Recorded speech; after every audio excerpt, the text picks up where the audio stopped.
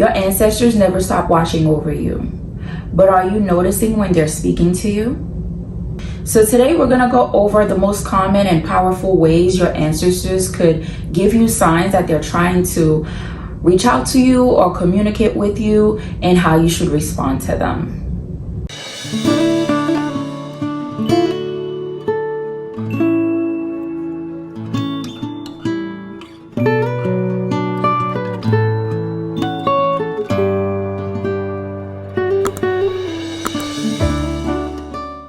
So if you've been with me for a while, welcome back. And if you're new here, welcome. My name is Mimi and I teach people how to manifest. I also have a spiritual product line, help people heal and manifest in their journey. So we're gonna talk a little bit about our ancestors, right? And there's probably gonna be several parts to this video just because there's so many different topics to cover when it comes to our ancestors, okay?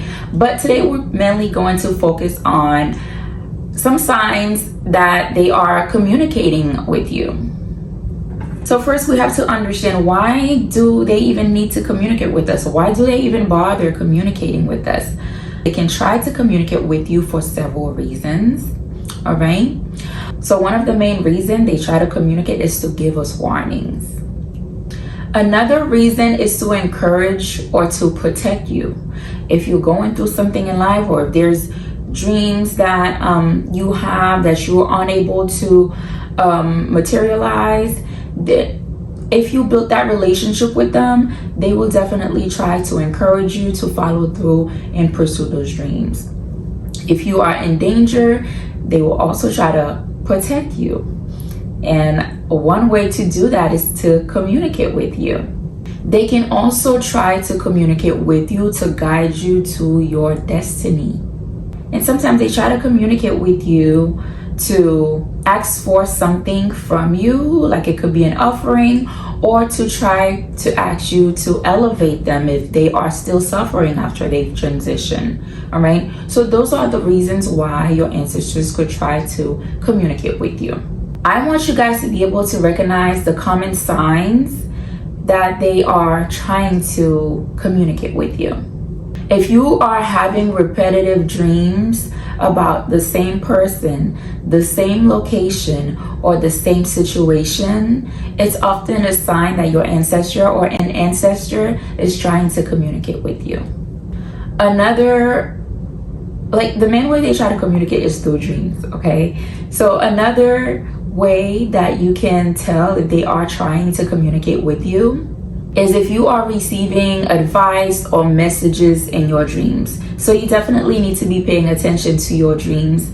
And I always advise people to record them. Keep a journal by your head so that you remember, or so you could always, because sometimes you might have a dream that doesn't make sense to you, but you could always go back and reference it to see exactly what that dream meant. It might not make sense at the exact moment that you have that dream, but maybe a week or two later, it might. It just started pouring.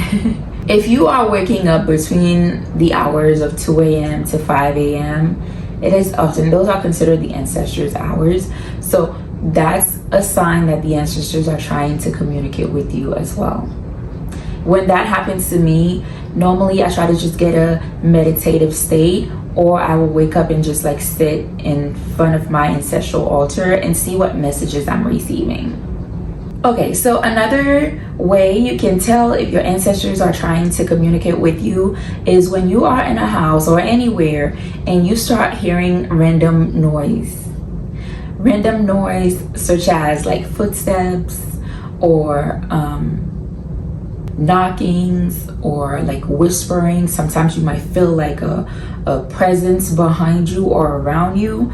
It's often a sign that an ancestor could be present or could be trying to get in communication with you. If you are into doing candle magic, always pay attention, especially if you burn it for an ancestor or you have it burning on your ancestral altar. Always pay attention to the way that flame or that wick is burning. See what signs it's making, see how it's moving, so you could understand if they're trying to give you a message as well. Sometimes you might have items that starts falling or moving without you. And yes, that has happened to me, without you touching it. That could be an ancestral or spirit present in your home that's doing that. You can also have moments where you start having like random memories of a family member or someone who has passed. Okay, that is often a sign too that an ancestor could be trying to reach out to you. Like you could have moments of, sadness or like love, or just feeling comfort, feeling the way that a person used to make you feel. And when I said a person, I mean a person who has transitioned. Okay, like a family member or a friend used to make you feel. That could be that person is present. It's around you, and that's why you're feeling like that. If you start reminiscing over like your ancestral land, maybe perhaps if you had moved and you start having thoughts of like your ancestral land, maybe things you might want to go back there or acquire there or do there, is often a sign an ancestor is calling you. Okay, if you are replaying or reminiscing over family stories or history of someone who has passed away, it is often a sign that they are trying to communicate with you as well. Now, please do not mistaking grief and ancestral communication. That's two different things. Okay, now some ancestors do show their presence through animals. So oftentimes you will see certain animals like repeatedly. It's often a sign that an ancestor is present too. Like when my spiritual father passed away, for a month I was seeing dragonflies like almost everywhere, and I barely see them now. Okay, but for a very long time, they like right after he passed away, I was seeing a lot of dragonflies. Okay, and I was also getting a lot of visits from him too. So that is a sign that an ancestor could be trying to communicate with you. And they show up in different forms of animals. Could be butterflies, could be dragonflies, could be cats, could be dogs. It could be different animals too. Sometimes you do have to pay attention to either the animals that's showing up repeatedly or the animal that the person used to like. You have to pay attention to those signs as well. Another way to know that your ancestor is trying to communicate with you is through sounds, smells, and energy. You might start smelling cigar or tobacco or different perfumes, maybe different food that they used to like. You might start smelling that. It's often a sign that they are trying to communicate with you. Sometimes it could just be like a sudden temperature change in your home or in your space. Like suddenly the temperature just like changed significantly. It's often a sign. Sometimes you could be sitting down and all of a sudden you get very, very cold, and like turn the AC on, nothing has changed, but you get that cold feeling. It could be a sign that an ancestor is present as well. You can also pay attention to repeated numbers. Some numbers like 111, 444. These are often signs that an ancestor is trying to communicate with you too. Sometimes it might not be an angel number. It could just be like their birthday that just randomly pop up, right? That's often a sign too. If you do ancestral work, like if you have an ancestral altar, always pay attention to how your candles burn and how that water that you have on that altar looks. Okay, sometimes you might see a lot of bubbles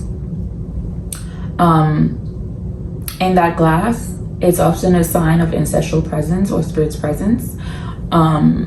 You might see that the water, like you might put it on that altar today, and maybe like 2 days later or tomorrow you go to check and you see that it has reduced like significantly.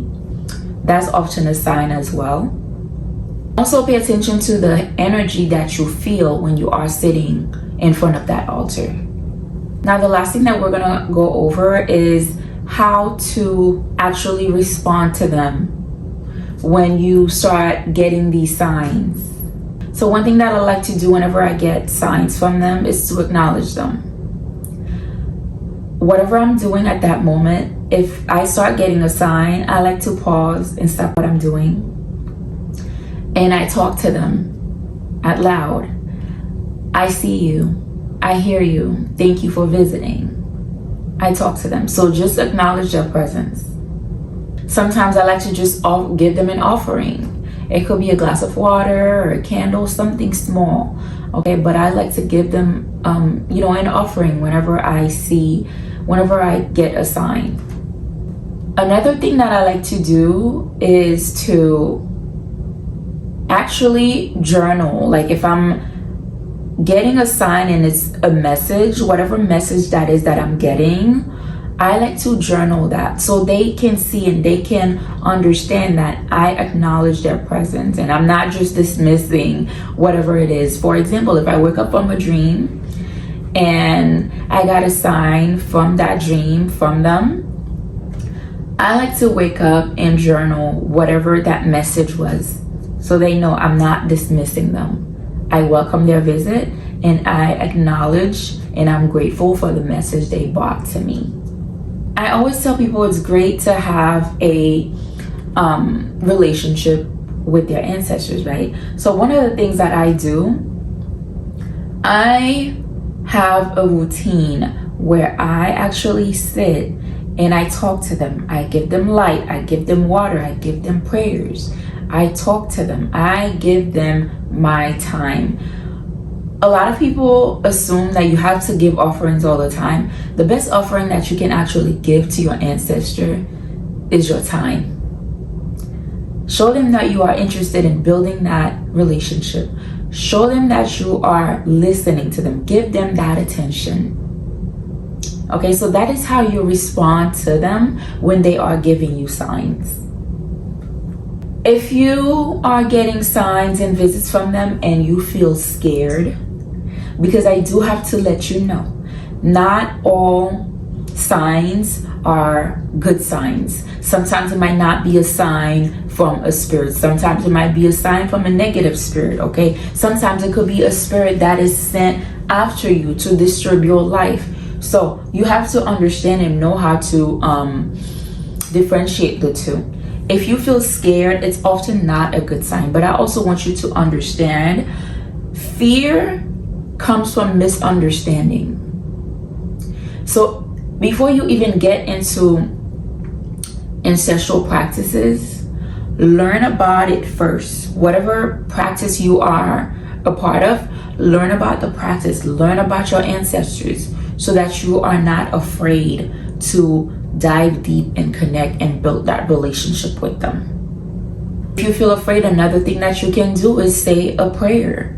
Okay, say a prayer, speak a protective affirmation. If you are into prayer, Psalm 23, Psalm 91, you can always use those Psalms. If you are not into prayer or using the Bible in your work, you can always say a protective affirmation. And I have tons of those things shared on on Instagram, so you can always go there to reference some of that if you need help creating those affirmations. Okay, another thing too that'll help with fear is to keep yourself in your space clean, not just physically but also spiritually. So it's always good to light a white candle, light an ancestor candle, to sprinkle Florida water around your home so that you keep a very balanced and clean energy around your space and around yourself as well.